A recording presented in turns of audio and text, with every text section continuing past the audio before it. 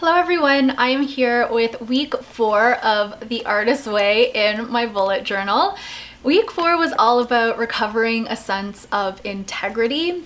And integrity is an interesting word because I always think that it refers to the moral high ground, but I decided to look up the definition because I was having trouble linking the lessons in week 4 to the concept of integrity. I found this definition that I thought applied really well to the lessons of this week, and the definition is the state of being whole and undivided. I thought that definition was a lot more fitting than the idea of integrity being the moral high ground, so I went ahead with that and the pieces started falling into place for me once I did that. Week 4 was the dreaded reading deprivation week.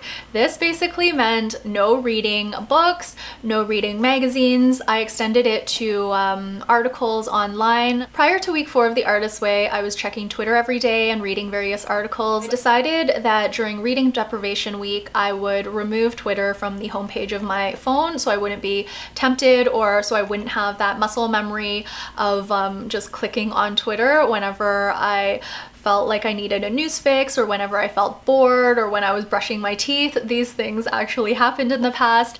So I'm thankful to the reading deprivation week for breaking my Twitter habit, but at the same time I found this week very difficult. This was a shock to me because I didn't think reading deprivation week would be difficult at all.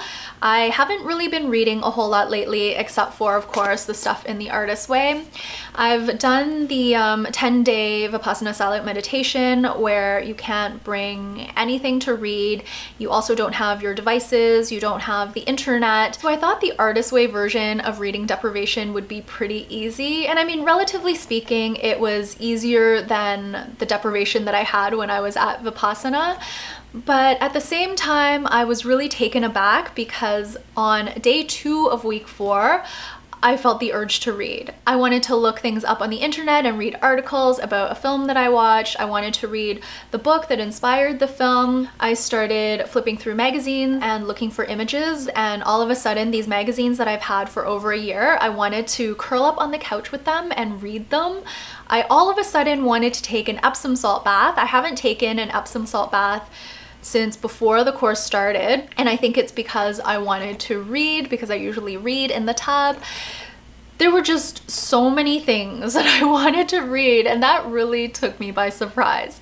So I am very happy that week 4 is done and I can go back to reading or not reading, whichever mood strikes me. Having just completed reading deprivation, I do understand the misgivings and the apprehension surrounding this week, but coming out on the other side, it's really worth it, and it's only a week, 7 short days, and then you can go back to reading to your heart's content. Those are all my initial thoughts for this week. Let's go ahead and start the walkthrough. By now you'll be familiar with the journal that I'm using, the Leuchtturm 1917 A5 dotted notebook.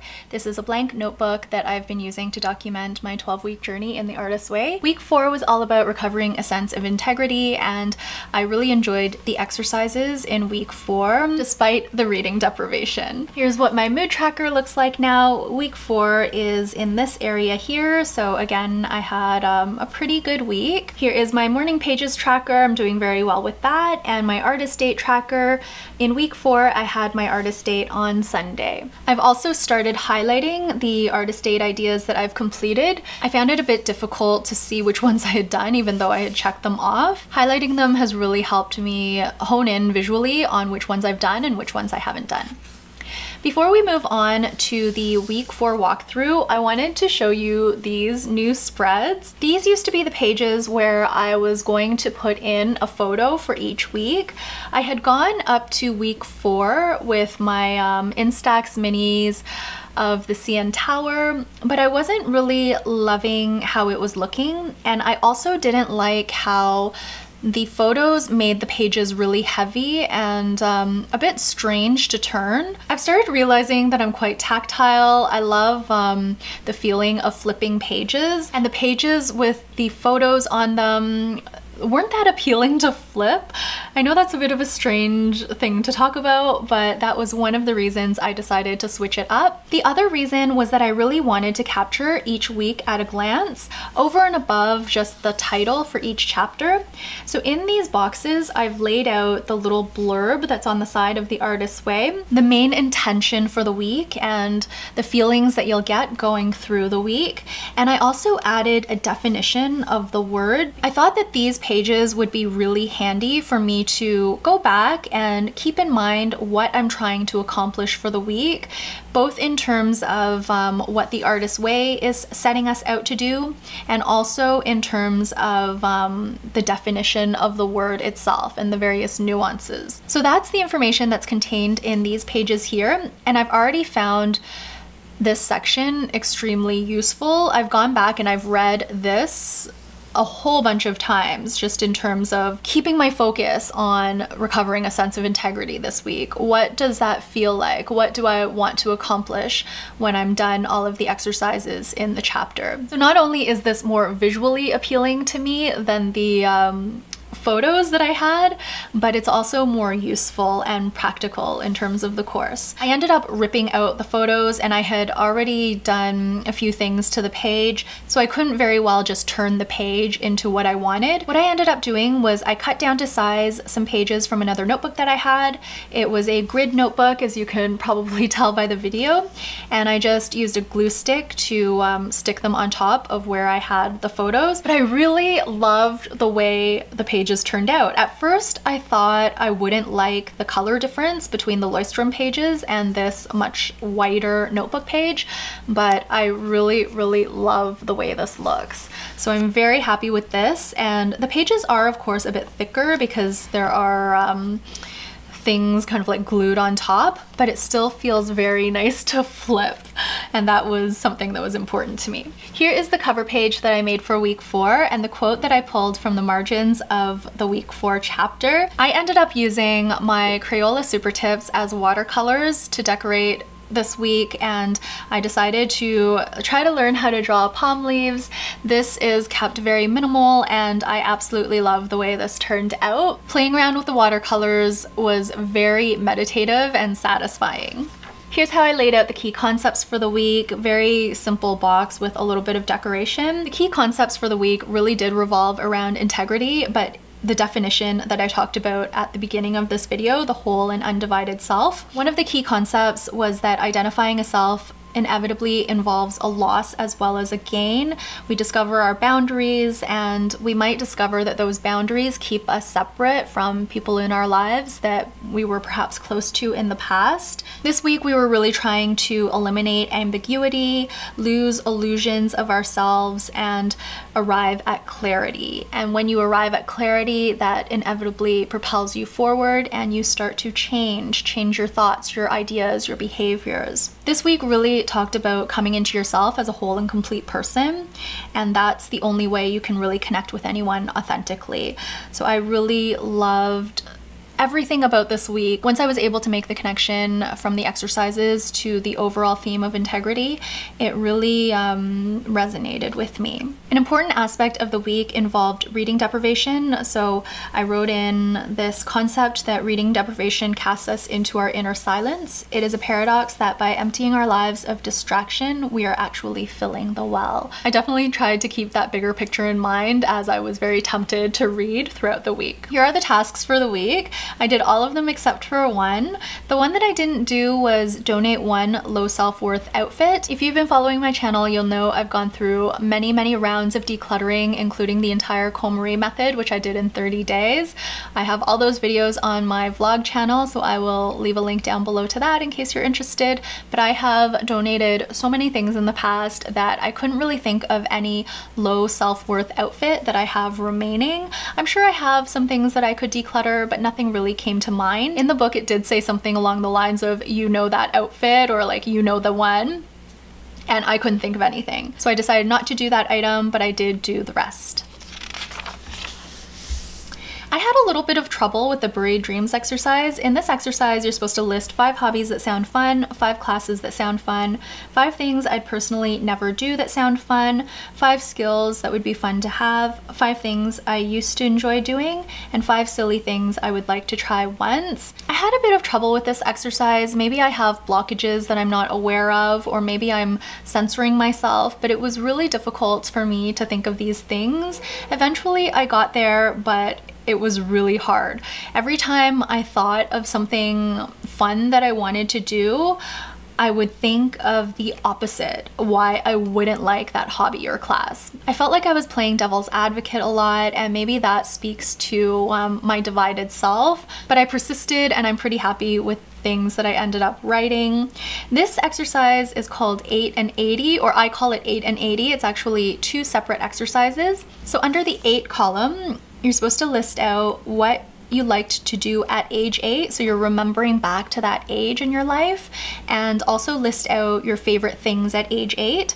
You're also supposed to write a letter to yourself at the current age, as though you were writing it at age 8. So I did do that, but that's in a separate letters to myself journal type thing that my friend got me. If you follow my vlogs, you would have seen that I've shown that several times.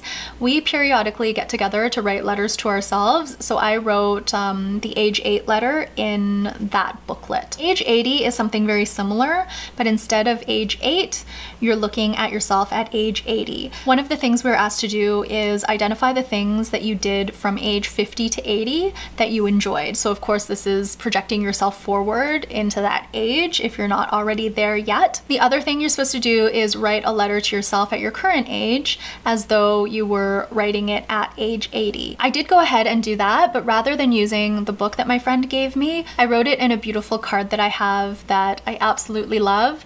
I often buy cards when I'm on vacation, or if I'm in like a nice little store and I see greeting cards that I really love, I'll just pick them up in case I need them one day. If I want to send a note to a friend or give a birthday card to a friend or whatnot, I'll go through the cards that I have in my stash and I'll pick one out. I just really love having beautiful, cute, or unique cards to give to people. For whatever reason, I've never thought to use these cards for myself, so it felt like a real luxury or an indulgence to use this card for the age 80 letter. This is my artist prayer. We were asked to write our own version of the artist prayer that appears towards the end of the book in The Artist's Way. So I went through and I picked out a few things from the artist prayer that was included in the book. There were a few things that resonated with me that I wanted to put in my own version. The rest of it though are words that I came up with that had some sort of meaning to me. So that is depicted on this page here. And this little outline of palm leaves took so long. I really love how it turned out, but it took a really, really long time to color these in. I did a little time lapse, which I'm gonna include in my vlog of me doing this page. This is a revisitation of my life pie. So you may recall that I did a life pie during week 2 of The Artist's Way, and here is what it looks like. So I'm not sure if you can tell very well by this like flipping that I'm doing, but this life pie actually has slightly higher points for 6 of the categories. The 6 categories that edged up slightly were family and friends, play, home, spirituality, personal growth, and belonging. I felt like in these past 2 weeks, I have made a little bit of progress in those areas. Down here is an exercise called a situation in my life that I should change but haven't yet. And in here, I identified yoga and strength training as my big hurdle right now. I don't know why it's so hard for me to make changes in that area, specifically to do those exercises more often, but it's been quite an obstacle. I've been trying to set goals around that for many years now. This exercise was super fun. This exercise was called My Ideal Environment. I found this cutout, which was in one of the magazines that I talked about at the beginning of this video, that made me want to curl up on the couch and read magazines. This was a Michael Kors ad, and it reflects exactly the environment that I love. It's warm, it's carefully curated with beautiful objects, luxurious fabrics. I love this sort of rug, very warm, cozy, and inviting. There's a fireplace on the side here that you can't see, but I love fireplaces. I love the warm colors. I love the wood. I love this bar cart, the flowers. I love the color scheme. I love this painting that's in the background that has 2 rabbits in it. You probably can't see them very well, but these are 2 bunnies, and oh my goodness, just everything about this scene is very, very me. I think it's incredible that I was able to find this image in the handful of magazines that I still have at home. That was a moment of synchronicity for me. So this is just my absolute ideal environment. This image here is from another magazine, and it depicts my favorite season. I love summer, like hot, humid summer days, but I love being in the forest during those days. The coolness from being in the shade of trees, the smell that you get when you're hiking through a cool, damp forest on a hot summer day. It is just my happy place. I love that. And I don't go hiking very often. I'm not near a forest, but this is just my absolute ideal. Those were basically all of the exercises for the week. So this is my week 4 check-in. I talked about my morning pages, a very normal week of morning pages for me where I just kind of got them done. My artist date was interesting because I had an extended artist date this week. We were asked to plan a whole day for ourselves. So I ended up doing my artist date on Sunday evening when my husband was at work. My artist date ran from about 3 p.m. to 11 p.m. and I kind of just did whatever I felt like doing. I ended up doing a lot of watercoloring. I watched YouTube videos on various things like astrology, Myers-Briggs. I wrote that card from my 80-year-old self that day, and I just did a lot of things that were on my list, but also things that I felt like doing. Whatever my inner artist wanted to do, I did. This is a little comment on the reading deprivation week, a little comment on my home environment and how clutter continues to be a challenge. I have clutter from different sources, including myself. So for example, hubby has a bit of clutter. I have a bit of work clutter just with supplies that I need for the work that I do. My fur babies have clutter, of course, and we've been stocking up on a few things for the pandemic just so I don't have to go to the grocery store as often. So we've got some groceries and such sitting around, which isn't wonderful for how I feel in my home environment. So I'm continuing to work on things like that. Reflections on my life pie, which I've already talked about with you guys. And then there's a little thing about self-nurturing. The Artist's Way asked you to identify some things that you could buy for yourself to continue nurturing yourself, but I tend to think that buying things isn't the answer. I went through a long phase where I thought shopping was the answer, and I thought I loved shopping. I thought I truly enjoyed shopping, but now that I'm not really in that frame of mind anymore, I feel like I might have used shopping as a crutch or as a way to make myself happy when I had underlying unhappiness. So now I don't really look to buying things as being self-nurturing. Of course, I will buy things where I truly want them and where they will enhance my life. For example, those Crayola Super Tips, which I love. The final 2 call-out boxes were moments of synchronicity during the week and issues significant to recovery. I had a lot of realizations this week about my home, about reverse psychology working on me, because the minute reading deprivation started, I all of a sudden wanted to read. And most importantly, after going through the exercises in this week of the Artist's Way, I feel like my true self is finally coming into focus, and it's a little bit more clear to me who I am, which is absolutely wonderful. That is going to be it for week 4 of the Artist's Way in my bullet journal. I hope you enjoyed this video. If you're doing the Artist's Way program right now, I'd love to hear from you on what week you're in at the moment, what you've thought of the exercises so far, if you have any standout standout favorites or if there were any tasks or activities that you felt a lot of resistance towards. So far, I feel like week 1 was probably my toughest in terms of just self-reflection and realizing that I can be very negative and harmful to myself mentally and emotionally speaking. Weeks 2, 3, and 4 though, I've found a little more uplifting and I'm really starting to come into a sense of my own. I feel like my fragmented self is starting to come together in week 4, in the week about integrity, the whole and undivided nature of me. I'm still very much enjoying this process. I'm learning a lot about myself, my reactions, when to let things go, both external things and internal things. So I'm finding that I'm a lot more at peace with myself as a person than I was when I initially started this journey. And we're only in week 5. I just started week 5 yesterday. If you're on the fence about the Artist's Way, I would highly recommend it both for artists and non-artists alike. I feel like there's a lot to gain in terms of personal development, whether or not you consider yourself an artist. That's going to be it for today. I hope you enjoyed this video. I will be back very soon with week 5 of the Artist's Way in my bullet journal. Until then, please take care and bye for now.